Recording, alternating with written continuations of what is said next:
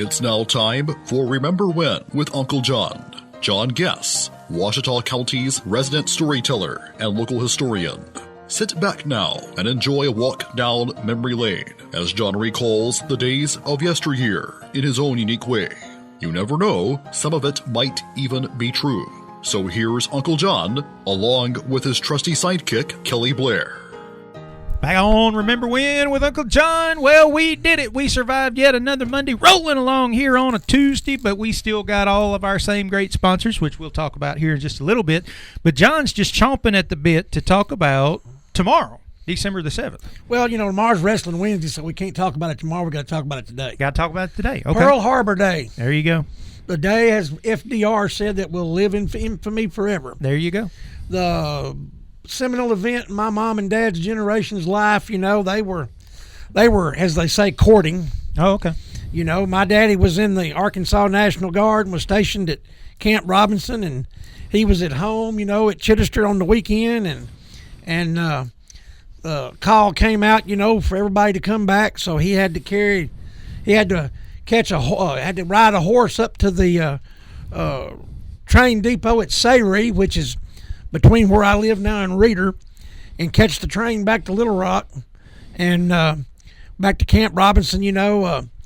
It changed everything. That Sunday morning changed everything in the world at that time, and my daddy was whisked back up to Camp Robinson, and from there they went to the California coast because they didn't know what was going to go on or what was going to happen, so they sent a bunch of them to the West Coast to guard the coast in case the Japanese tried to attack America, and he came back home and later on and married my mama, and then I didn't know this till after she had passed away.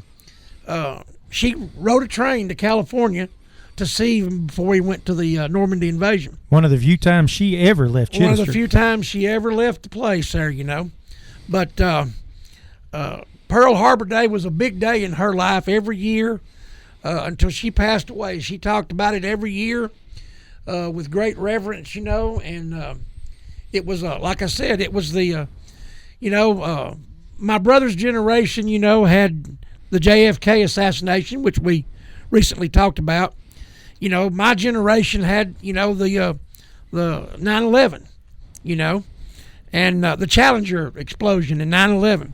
But in my mama's young life, Pearl Harbor Day was a big deal. Well, just think about how big of a day that was, because for millions of Americans, just like your mom and dad, that meant people started joining the service. If they were already in service, they just got recalled to active duty. I mean, it changed everything. I mean, everybody kind of thought that America maybe could get involved in the war up to that point, but then after Pearl Harbor, it was on like Donkey Kong. Of course, that was December the 7th, my daddy's 2-year stay, and then Arkansas National Guard would have been up December the 31st that year. Wow.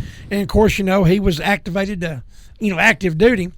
But my daddy was one of those kind of people, and, I don't want anybody to take this wrong, but my daddy, of course, he passed away in 1976 before foreign cars were such a big deal, But I can tell you, my daddy would have never had a Japanese car. Yeah. I mean, that's just the way a lot of those folks were. He might not have had a Japanese VCR or DVD player. And I'm not saying that he didn't forgive folks and all that, but I'm just telling you, he was one of those kind that he forgave probably, but he never forgot. There you go. But Pearl Harbor Day was a big day in that generation's lives of my mama and her generation, and it was a day that they never forgot.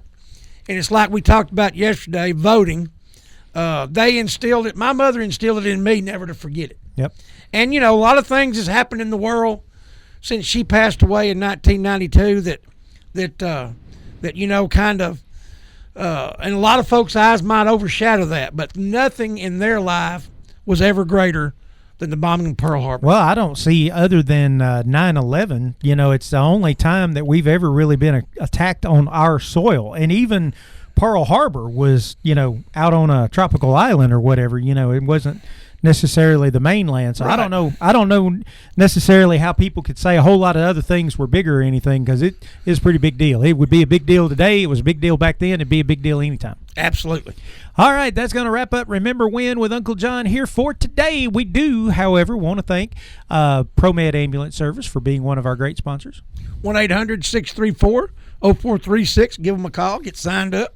Also, Sherwin-Williams House Paint right over there at 315 Jefferson Street. Give Greg Bradshaw and his crew a call at 836-8125. Let them help you out on all that interior and exterior house painting. And our good friend J.J. Lindsay down at the Shopper's Guide. Give him a call for all your printing needs, stationery, whatever you need.